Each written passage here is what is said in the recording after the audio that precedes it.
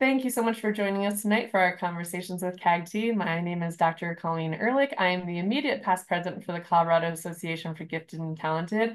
And with us tonight, we have Cecilia Quintanilla, and we are so excited to have her here. A little bit about Cecilia. In 2017, she was hired from Bolivia by Denver Public Schools. Drawing from her own educational experiences and driven by a commitment to advocacy, she specialized in gifted and talented education and became actively involved in supporting neurodivergent and BIPOC students and their families.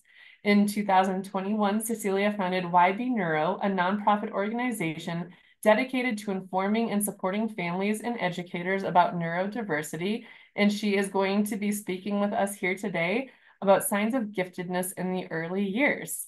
So welcome, Cecilia, and take it away.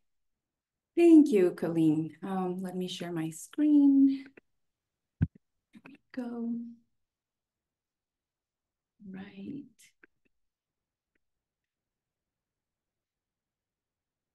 Thank you, everybody, for joining me. Like Colleen said, I have been living here for the past 7 years, but I've been an early childhood educator for the past 13 years. I am a neurodivergent individual, and I am the mother of a 17-year-old daughter. She is highly gifted. And I am also the mother of a son. He's 19 years old, and he's twice exceptional. I've been working at Brian Webster Dual Language as an ECE teacher, and outside of school, I am the Diverse Populations Co-Chair for CACTI. I'm also the co-chair for the Gifted Education State Advisory Committee, and I am part of the Gifted and Talented Leaders of Color and Allies.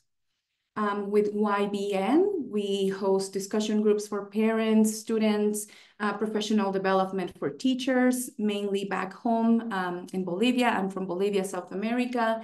And also with the nonprofit, we have made a few partnerships that are serving as after-school programs in Brian Webster. So thank you for joining me. And today we are going to identify the most typical gifted characteristics in preschool-aged children. We are also going to learn about asynchronous development. We are going to explore how overexcitabilities manifest in early childhood, and we're going to learn strategies to support at home. So first, we're going to talk about a few typical characteristics of gifted students, and we're just going to remember that no gifted individual is the same as another, and that not all of them will share the same experiences in the classroom. So they have humor older than their age. They understand sarcasm at an early age as well. They're very reactive, right? I see it in the classroom. They don't ask for the toys. They just take it away. They're very excited at the moment. They're born leaders, and they can use these leadership skills for good or bad, right? They might be leaders in games and invent all these things, but they might be also a little naughty and have all these ideas and take their crew with them. They are persistent when they love what they're doing, when they're engaged with what they're doing. And this is why sometimes they might struggle with transitions. Some of them might have natural sports talents as an early age. I've had 3-year-olds that are just naturally good at any sport they try. Even with fine motor skills, they start, the year and they can do fine traces. I've seen other 3-year-olds that are really good at instruments, but not all of them. That's not always the case. They always want to help. They want to help around the house. They want to help around the classroom. I have a little girl, and this is our second week of school, and she saw me putting the mats and the sheets away, and right away she wanted to help out. They are aware of their surroundings. They're listening to everything we say, even when we don't think they are actually listening. They have a long attention span, again, when they are interested in what they're doing or they're very engaged in their play. If they're passionate about dinosaurs or a certain animal, they will watch the documentaries, they will listen to long stories, right? If they're engaged, they won't get bored easily. They seek to do things for themselves. They want to pick out their clothes. They want to imitate adult things. And sometimes it might be hard because it takes them a little longer to do. So in the classroom, it's a place where they have this opportunity to take all the time they want, opening their milk, taking their tray to the trash can. So we give them these opportunities to be independent.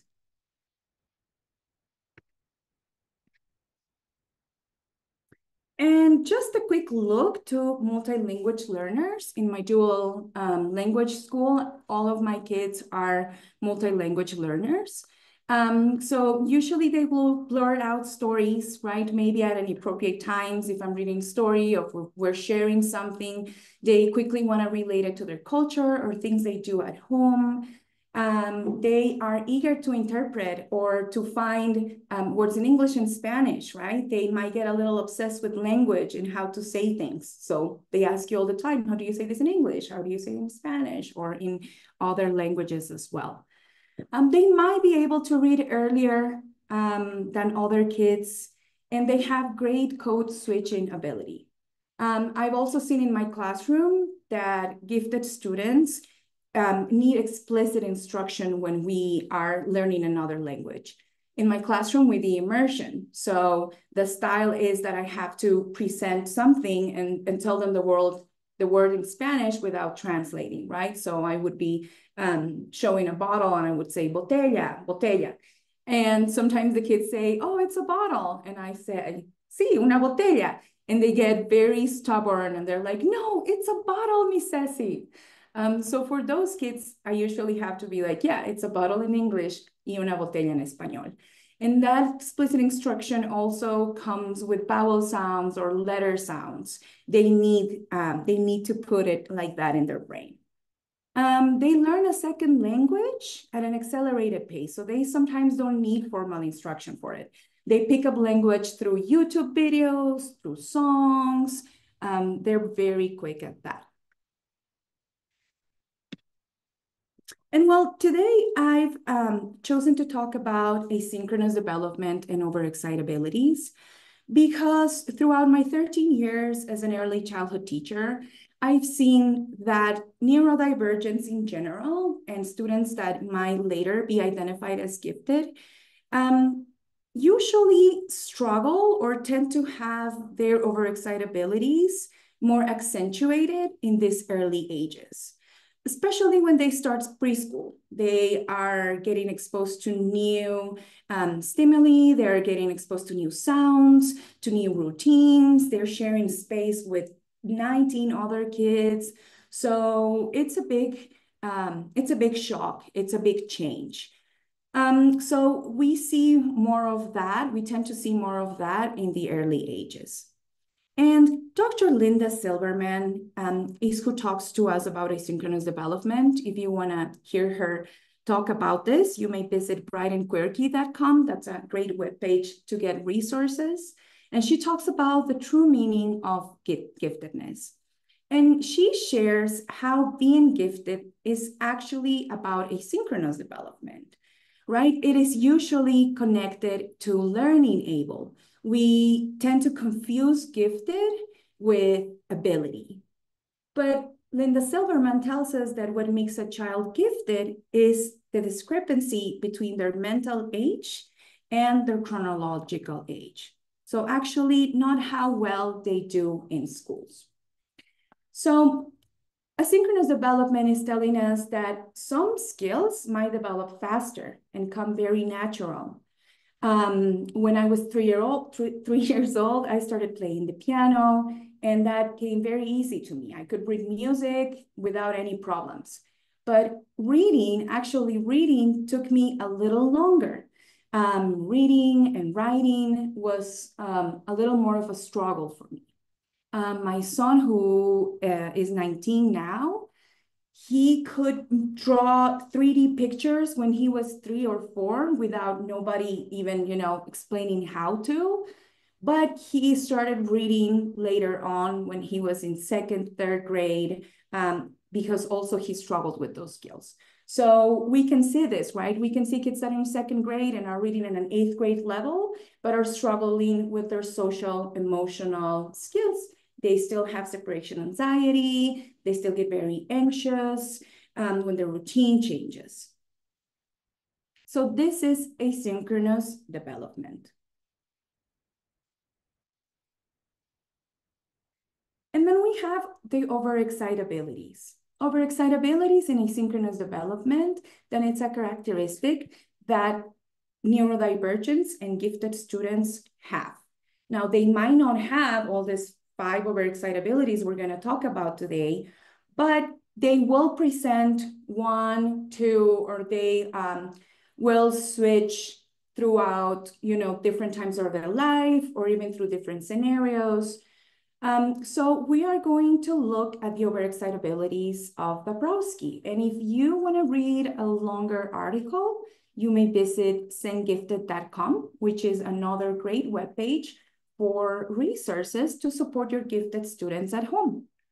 And overexcitabilities are inborn intensities that indicate a heightened ability to respond to stimuli. And Dabrowski has identified 5 areas of intensity. And we're going to look at them. And while we look at them, we are going to talk about supports that we can provide at home.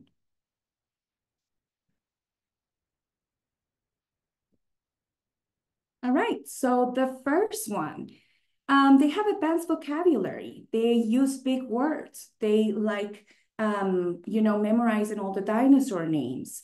They are capable to engage in conversation exchanges early, right? They can do 3, 4 conversations staying in the same subject, which is something that is not expected at the beginning of the year, especially in preschool. They think quickly. They're very witty. They can remember stories. If you read them a book, they can remember the sequences and they can retell the story without any help or too many repetitions. Again, with the dinosaurs, right? They can remember all the names. They can remember all the different types of trains. They can remember animal facts. They also love breaking things apart. They're obsessed with engines and trains and trucks, with things that are like a system. I have a friend and she was sharing how after a trip they took to Disneyland, her 4-year-old was obsessed with the whole airport system. So he wanted to play like that, right? And he would remember all the sequences. They left home and they had to go through the essay and take off the shoes and all the little details. So they love that.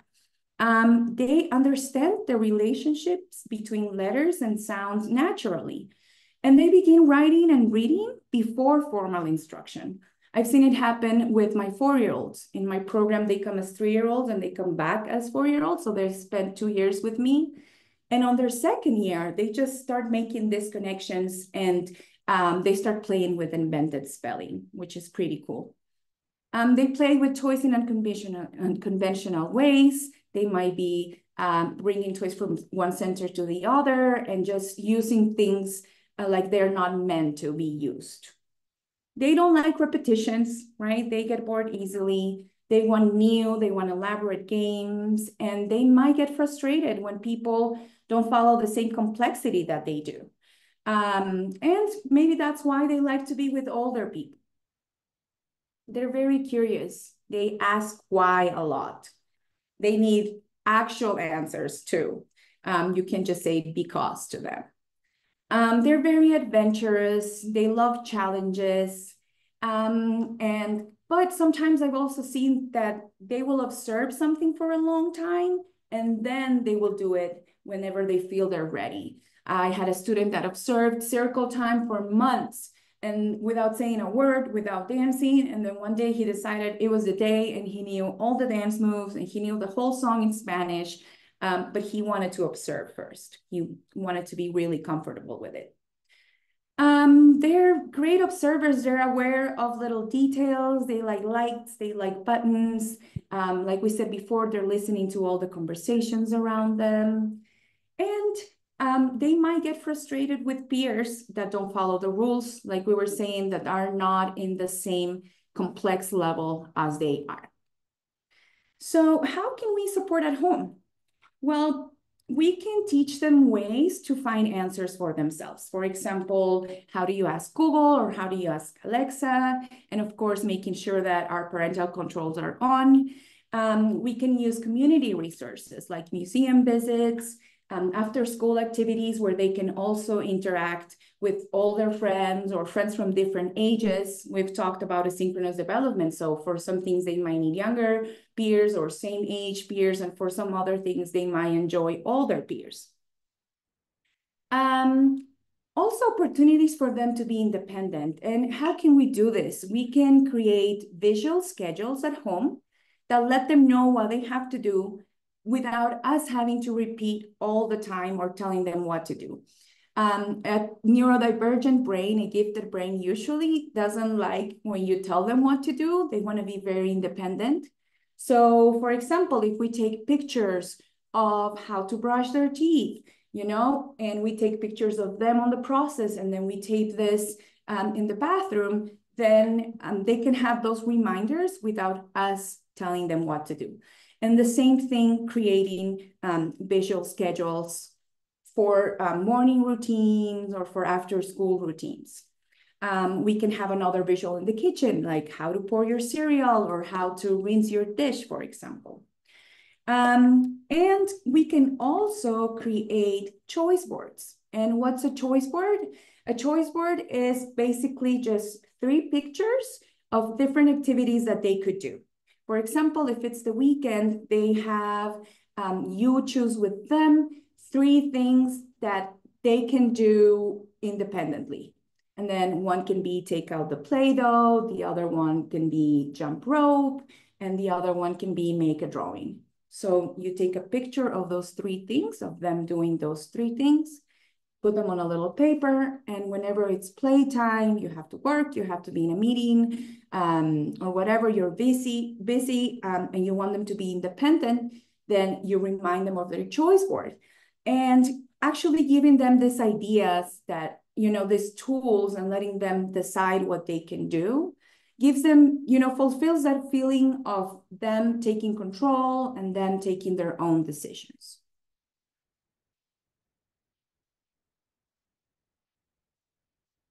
The next overexcitability is the psychomotor overexcitability. They have this intense physical energy. They're making repetitive movements all the time. They're jumping up and down in their seats. I have a kid that's running in circles all the time in the carpet in my classroom. If he's playing, he needs to play all over, he can't sit still. They love to experiment with movement, and movement in all ways, right? It's those students that when I call them to sit down in the carpet, they're doing all the parkour or the break dancing in the middle. They talk and talk. They will tell you stories and stories and stories, and they're also very creative. When I ask, how are you doing or how are you feeling? I have this student that will, again, use like big words and say things like, oh, today I'm feeling devastated. And then when we ask why, he'll be like, oh, there was a big spider under my bed. And he'll elaborate on that story on and on and on. He loves to talk. They do not think before acting, like we were saying before. They're very reactive, and they have difficulty sitting still, of course. For things that they're not engaged with, for things that they're not interested with, they will have a hard time sitting for long periods of time. So what can we do to support them?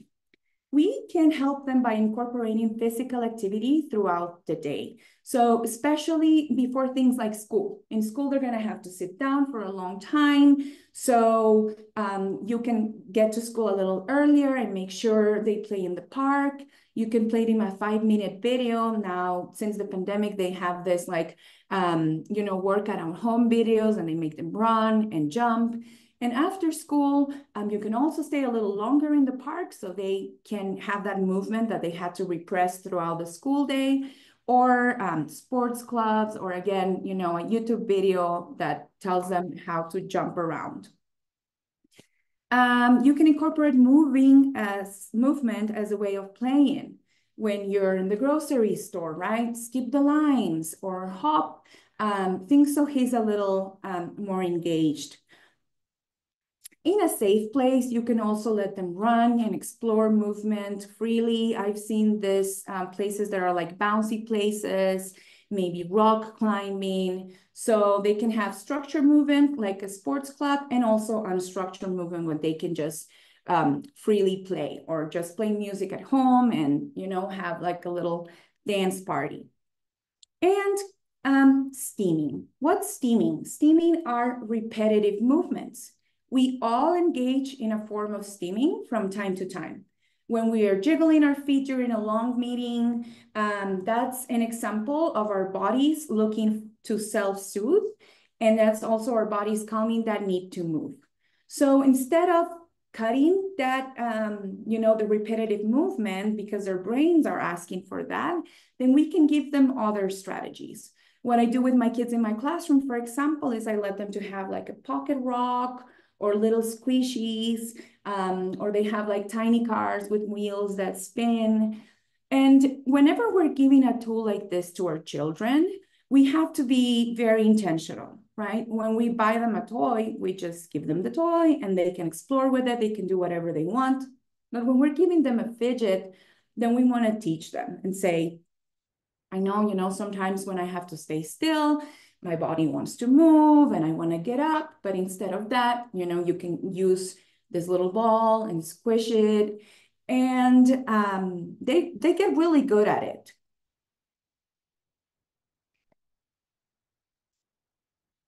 Okay, the next overexcitability is imaginational. So they may have complex art skills at a very young age. They have a passion for creativity. I've seen kids that when you start telling them stories, they start looking up and to the side, and you know that they are making a mental picture of everything you're saying. Again, going back to my kid in the carpet, they make elaborate make-believe stories, right? So whenever they're sharing, they go on and on, or sometimes they have a scribble and I ask them, what's that? And they'll start saying, oh, it's me and I have the superpower. And then one day I came here and I flew here. And, they can tell you everything about the scribble and have long, long, long stories. They have very complex dreams as well.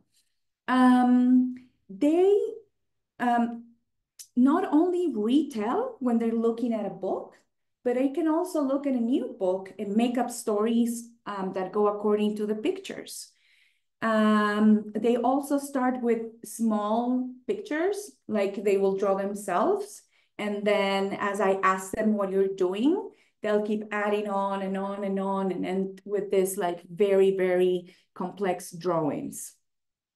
Sometimes though, they can get too stuck on make-believe scenarios and have like imaginary fears. I remember when my brother was little, we were going through a bridge and my dad just bought one of those cars that you open the roof on the top. So when we were going under the bridge, my dad made a joke and he pretended that his head got hit on the bridge. And he's like, oh, we have to duck before we go under a bridge.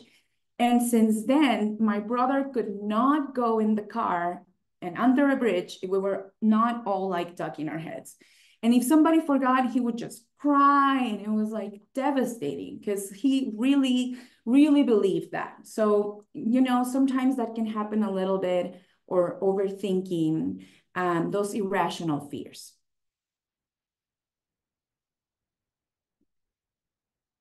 And ways that we can support at home. Allowing opportunities to explore creativity, just like with a movement, structured or non-structured. So just like with sports, they could go to art and dance classes, they could learn an instrument at an early age. But again, you can just play some music at home and have a dance party, playing with chalk on the sidewalk, or letting them paint with their fingers and just explore materials that you have at home so they can create art. And encourage games that require creativity, open-ended toys, right? Blocks, Legos, things that are not meant just for one thing. I remember my daughter's favorite toys were the ones that she made. She made a little TV out of a shoebox, and every game was like making a different CD. and she would make a different story. So playing TV was her favorite. Or she had a little convenience store. And, after hours and hours of playing at the convenience store, because also make believe is a really nice way to engage in open-ended game for them. We would go like, okay, and do you have books? And she would say, no, because, the convenience store, that you have books at a library. So then we would give her the challenge and be like, oh, I wonder if you can transform your convenience store into a library. And then she would be engaged the whole afternoon, just transforming and making the library cards and making the books for the shelves. So everything that they have to create really fits that need to put all that energy as well. You can also expand on that D that you see on the top. So I give my students their initial, but of course, for this child, he can already spell his name and his mom's name. So I said, how can you turn that D into something else?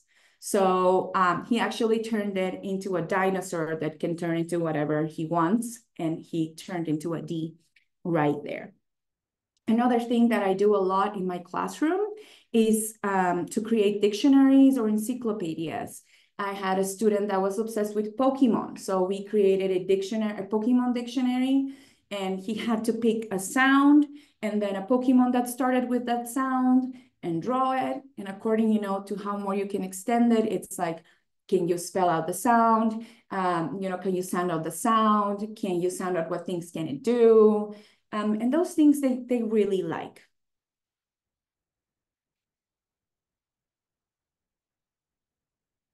Our next overexcitability is the sensual overexcitability. And this one has to do with everything that is in our five senses. So they feel things with more intensity. And, again, it might be different for everybody. And sometimes they might not like this overstimulation. For example, my brother, again, he does not like to take his socks off. And he has all these pictures during family vacations when he was little and we were on the beach, and he's wearing like double socks because he did not want his feet to touch anything, right? My mom always says, if you hug me, I feel like, you're hurting my back, because she's just very sensitive, and not only very sensitive to that touch, but also very sensitive to that energy that's so close. So it's very common when kids don't like their tags on their clothes or like the elastic from their jeans. They're picky with fabric, they're picky with food. I had a student in my classroom that, his pants would get wet with just a drop, and that was enough. He couldn't have that. But sometimes they love that overstimulation. They want loud music. Now on YouTube, you have ASMR, and it's people that's like chewing their food and like, doing all these sounds with their nails that, to me, actually, they make me nervous. But apparently to some people that can be soothing. They love to touch pokey things or look at shiny objects. So you can enjoy it or not, or you can have a little bit of both. You like some things, you don't like another ones. They have a passion for music. I don't know if you've seen that video of a baby listens to an orchestra for the first time and starts like bawling because he is so immersed in that. Again, as an example from my classroom, I had a 3-year-old who started the year, and as soon as he would walk in the classroom, he would start screaming and getting very anxious and, trying to elope or cover his ears. And it actually took us a while to understand that, all the sounds and all the kids running around and crying because they were missing their moms or the lights, all those things were just so much for him, right? Such a big change. I'm at home alone with my parents, and then I have to come here. So it takes a while to adjust.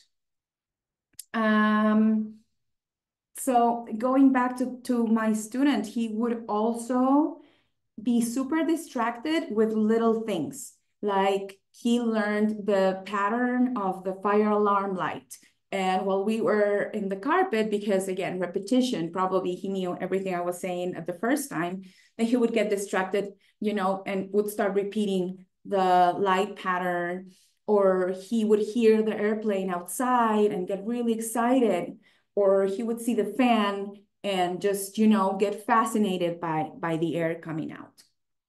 Sometimes they seek attention, and sometimes they don't like it at all, right? And how can we support at home?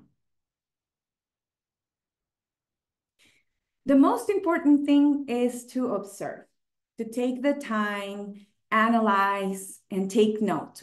Again, going back to my student, it took us a while to understand what was happening, but it could be the lights, the sound, the textures, it could be certain food. So ask, be intentional and ask. If your kids are not at an age that they can communicate yet, you can provide language or ways to communicate discomfort. You can provide a safe place. It can be in their room, in a little corner of the room. You can have, those play tents, or you can have just like pillows on a corner. You can have dim lights, whatever you notice that they like and will comfort them, will calm them down. It can be stuffed animals, weighted vests, weighted stuffed animals, pillows, this sensory bottles or fidgets are really good. Headphones, music, pictures of loved ones, pictures of themselves being happy and enjoying things. And celebrate good things that happen. Put your attention when they are handling their behaviors, when they're being able to control, and find their tools when they're overstimulated. To my student that was getting very upset with the water, what we would do is little by little expand that exposure. So it was like, yes, we're going to change your pants, and internally count to 10. And then the next day was like, okay, we're going to change your pants, and then count to 20. And little by little, just expand that. It got to a point where I was like, okay, now you have this timer. And when your timer's over, then, we'll change your pants. So just little by little, pushing a little bit that exposure to the sensory stimuli.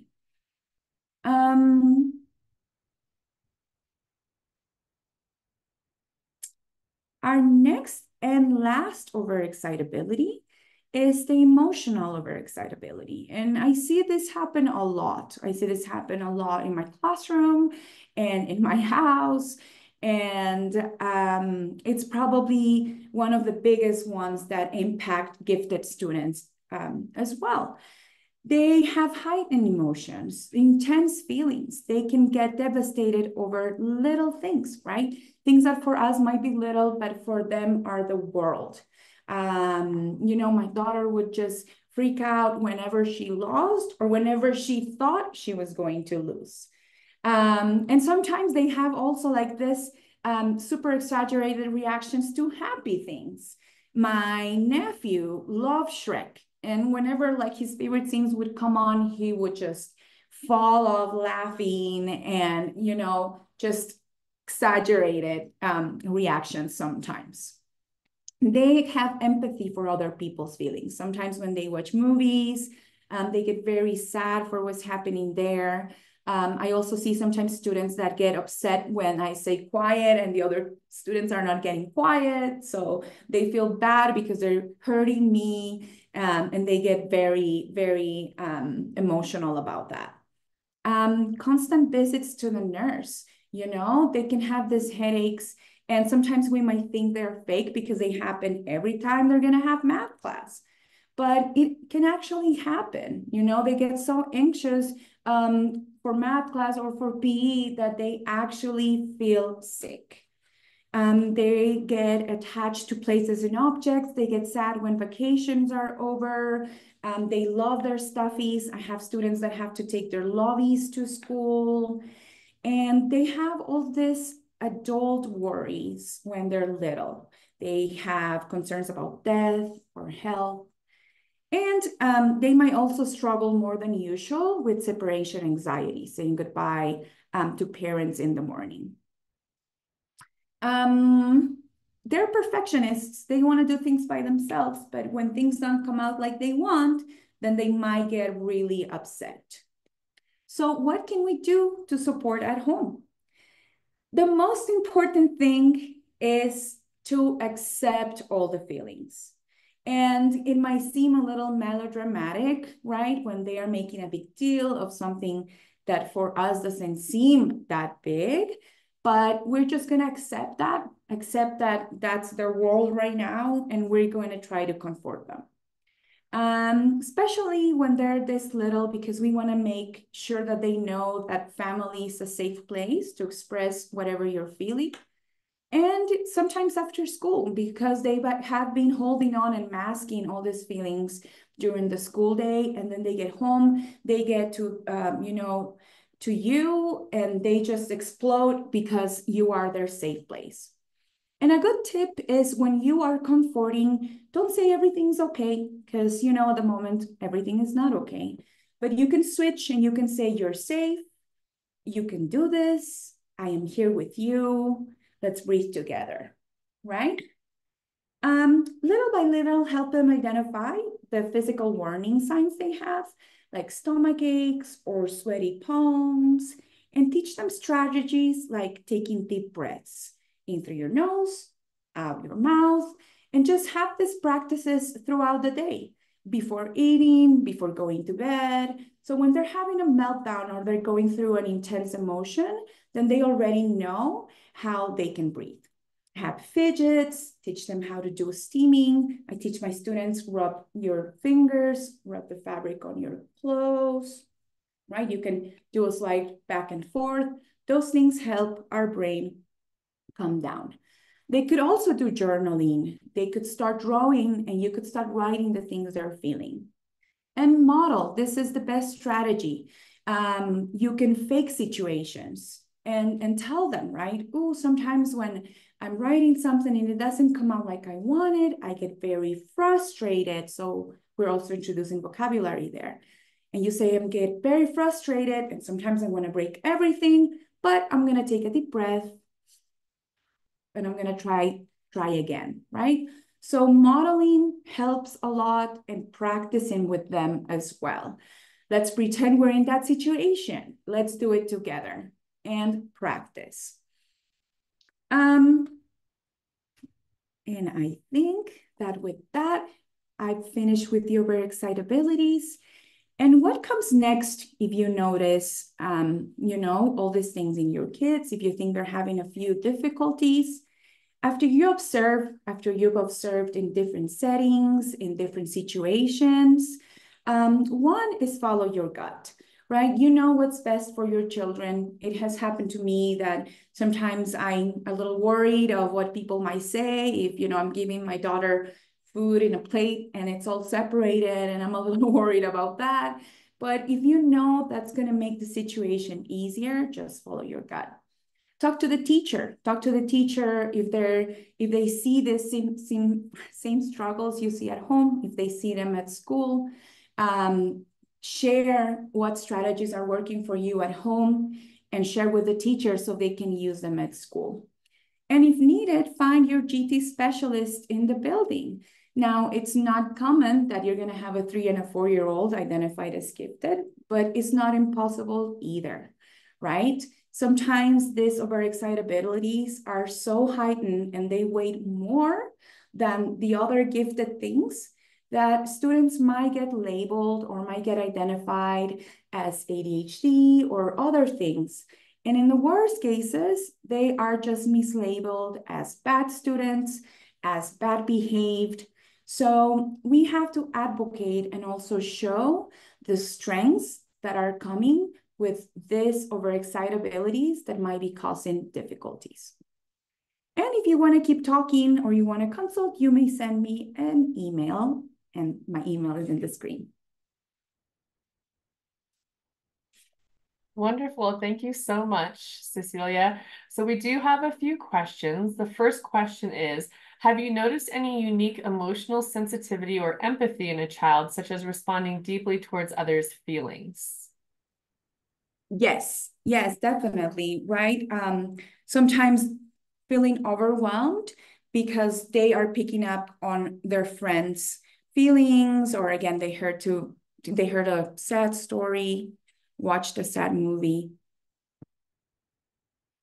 And any tips that you might have to help have parents or educators kind of deal with that just intense empathy? Intense empathy. Yes, of course. I often, so talking about those feelings, right, where they might be coming. So identifying if they're theirs, if they're their friends, and trying to come up with solutions. For example, I've seen kids that are very worried of people that are sick, right, or that got a cold. So what can we do? Let's think, maybe we can remind them to wash their hands before. Why don't we create a sign? Let's create a sign that says, wash your hands before you're eating, and things like that. So providing maybe a solution to that problem they're feeling empathetic towards. Right. So like their locus of control, what can they control? What difference can they make for that person or the situation within their own context? Right. Absolutely. Let's write a letter. Maybe they're feeling sad. What do you think that will make them happy? Let's draw them a picture. Yes. Absolutely. So another question. So obviously in the state of Colorado, we do have universal screening, and it's that to be screened by the end of second grade. And we now also have universal preschool, which is amazing and opens the doors up just for more students to be in a preschool setting prior to what once was. And thinking about how many early educators aren't trained in gifted characteristics. So if you were to give a little elevator pitch that a parent or another educator could lift up, what would be your quick little 1 minute, why should those educators who are working with our youngest kids be trained in how to identify gifted characteristics?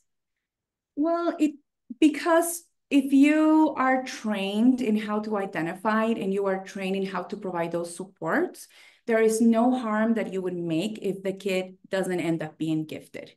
Because at that early age, they're all kind of just developing those social emotional skills and that, development too.